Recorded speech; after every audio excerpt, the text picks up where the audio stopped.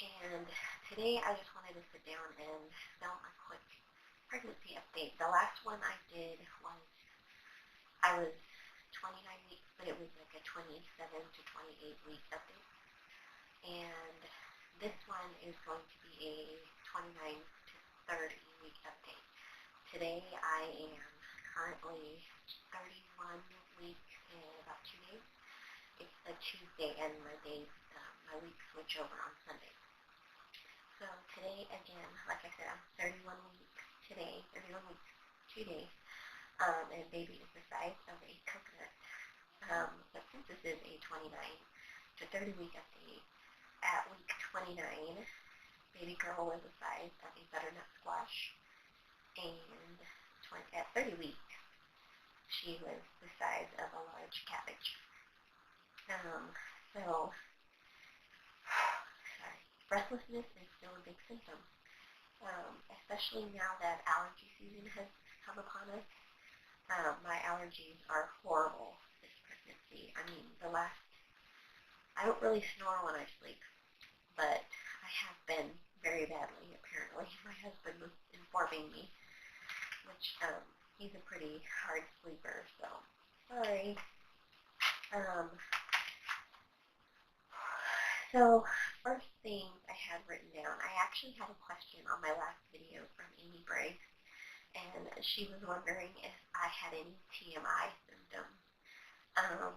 Right now, not really, besides the snoring. It's kind of embarrassing for me because I don't really snore.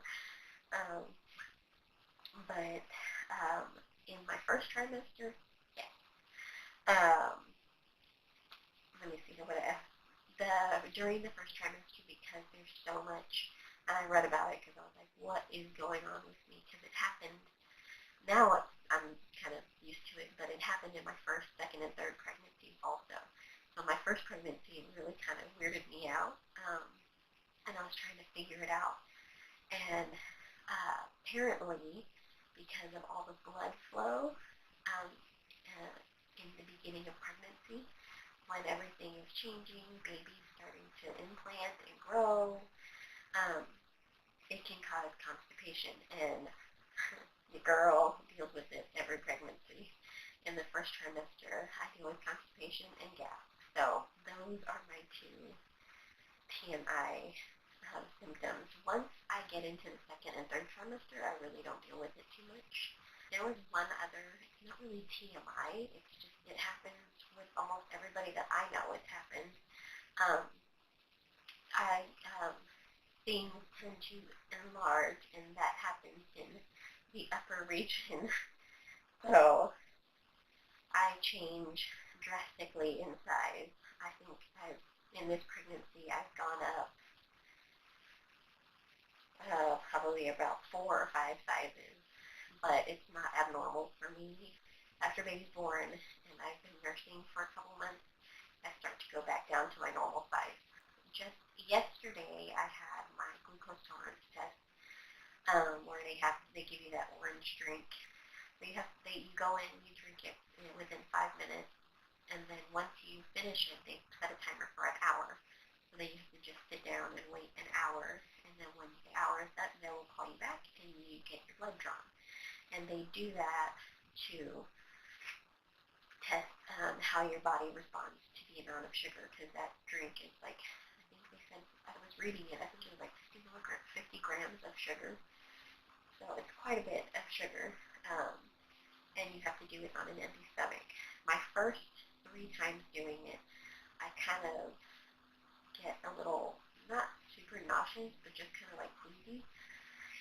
This time, I had I drank it and waited an hour. I played some games on my phone, and I was fine. No nausea, no queasiness. And then she told me after I was done that I had to, the phlebotomist or whatever, the lady who took my blood, she was like, okay, now don't eat or drink anything sweet for the rest of the day. And I'm thinking, what? So I didn't listen to her, of course, and I had fruit for the rest of the day, which natural sugars, so I don't feel too bad about that. As far as any other symptoms are, the last 2 weeks, I have noticed I'm getting heartburn more, which which I normally do in the third trimester. And no, it does not actually mean you're going to have a baby with a ton of hair, because I had quite a bit of heartburn with my first, and she barely had any hair. And I didn't really have too much heartburn with my second, and she had a ton of hair. So it's just an old wives' tale. Sometimes it is true, sometimes it's not. And for me, it's not true. That I just get this really like warm, hot feeling in my throat and my chest, and it kind of hurts. And I get it more, I notice, when I don't eat. If I go too long without eating, and then I start eating, then I start getting that feeling. So I try to keep my meals small, and I snack a lot. I can't eat very big meals right now. If I do, I just feel sick to my stomach, or I just can't handle it. So I eat a lot of small meals, or I'll just snack throughout the day and have like one normal size meal. I also just got all my blood work done for my obstetric lab. I know, way behind, and we have so much going on. So I just got way far behind, and finally was like, I need to get this done. I'm 31 weeks pregnant. I have my next appointment with my midwife on Thursday. I was supposed to have one last Tuesday, but she ended up having a mom come in to deliver her baby, and I had a ton of stuff to do that day, so I wasn't able to make it in. So we have to reschedule for Thursday. So we are meeting in 2 days, and I'll be able to hear the baby's heartbeat and get measured to see if we're growing on track. So far, she's been either ahead of the curve or right on track. A couple of other symptoms that I failed to mention in my last video that I wanted to mention today. I am not experiencing these currently, but they were pretty common in my first and second trimester. With my first daughter, during my third trimester, I actually felt it more, and that was, what is it called, sciatica, or like sciatic nerve pain. I had sciatic nerve pain with my first, second, and third, but they got progressively worse as I went through my pregnancy. With my first, it was near the end of pregnancy, which is normal. You're big, baby's moving, sitting on things, so the way she was leaning, she was on that nerve, and it would kind of pinch every time I'd start walking, and I'd feel it like up my back and down my leg, all the way down to my foot sometimes. But it wasn't horrible to the point where it was debilitating, so I didn't really do anything about it. With my second, I felt it a little bit earlier, but still it really wasn't much. With my third, however, it was awful. I started experiencing sciatic nerve pain from the second trimester on, and actually, I just entered into my second trimester when I started feeling that nerve pain, and it was so bad. Sometimes I'd be like in tears or trying to fight tears, so I didn't scare my two oldest.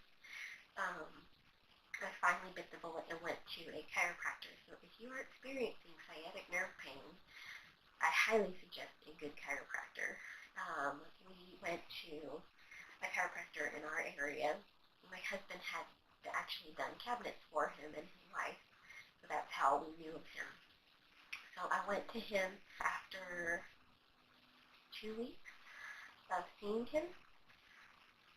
That pain was gone, and it did not come back for the rest of my pregnancy. And that was incredible to me. And I saw him from that point, which I can't remember how far long I was, probably about 20 weeks, maybe a little bit less, 16 to 20 weeks. And I saw him until I hit about 32 weeks. And I started experiencing it in the first trimester with this pregnancy, and it was horrible too. I was like, oh no, we cannot do this again. I would be limping some days. My poor husband felt so bad for me, and I was like, I think I'm going to have to go to the chiropractor.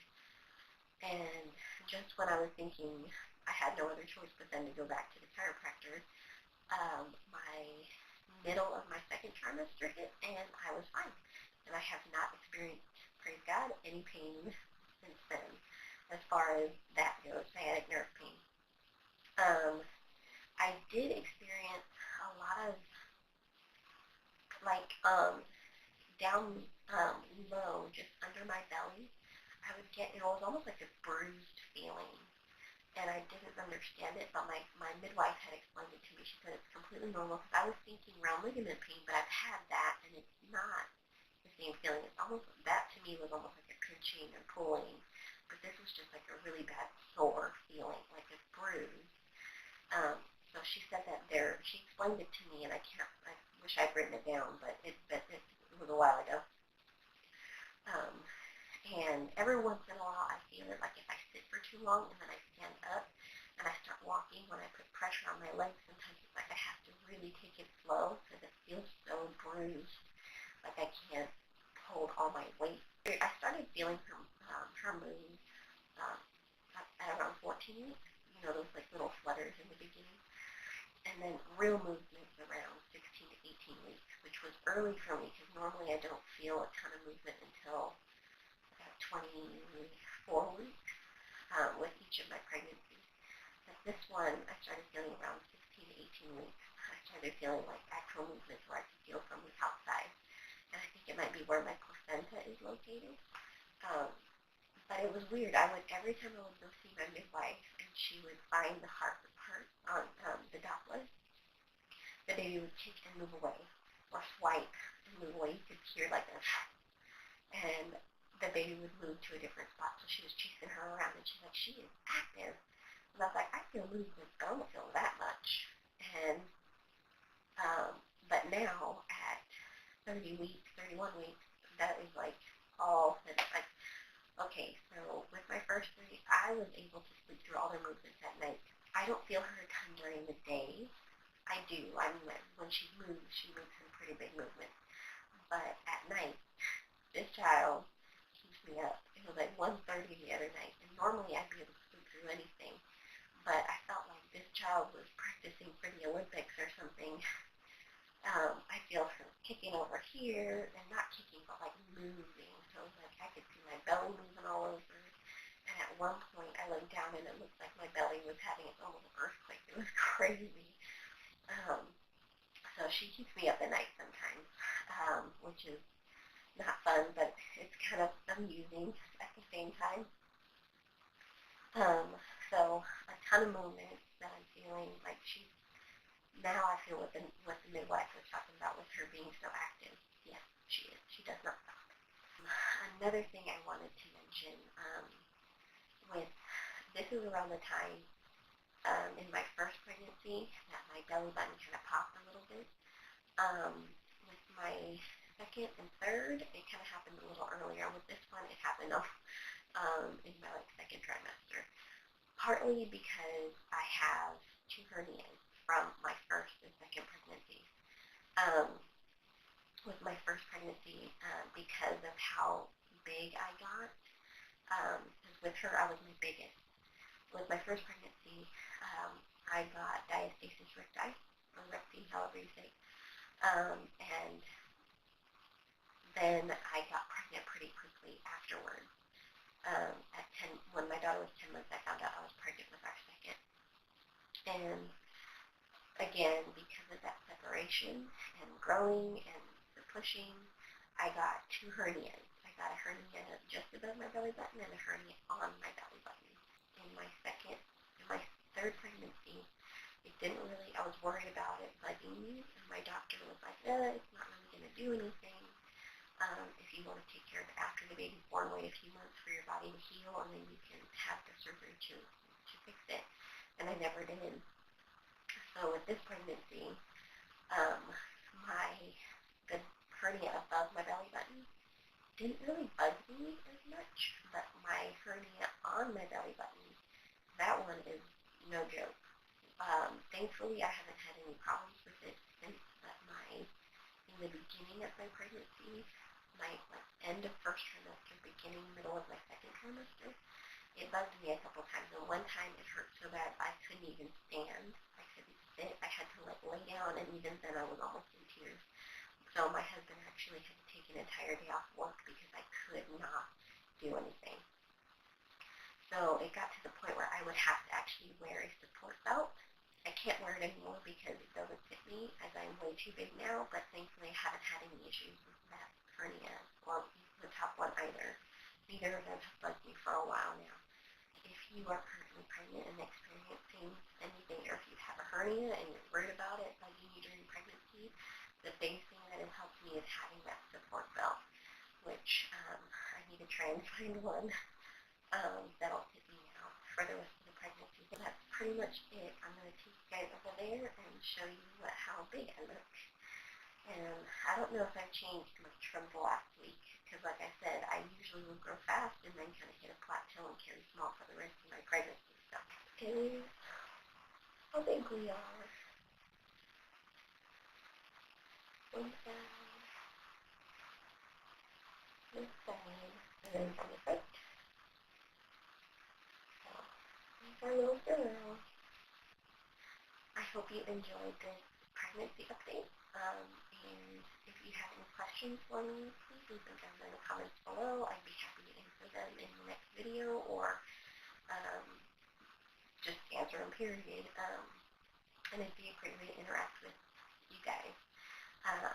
Especially if you have any concerns about something that you may be experiencing. This is my 4th pregnancy, so I've dealt with quite a bit.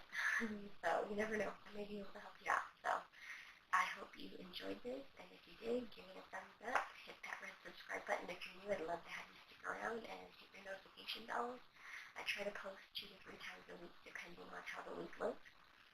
So I hope you have a wonderful day, and we'll see you in the next one. Bye.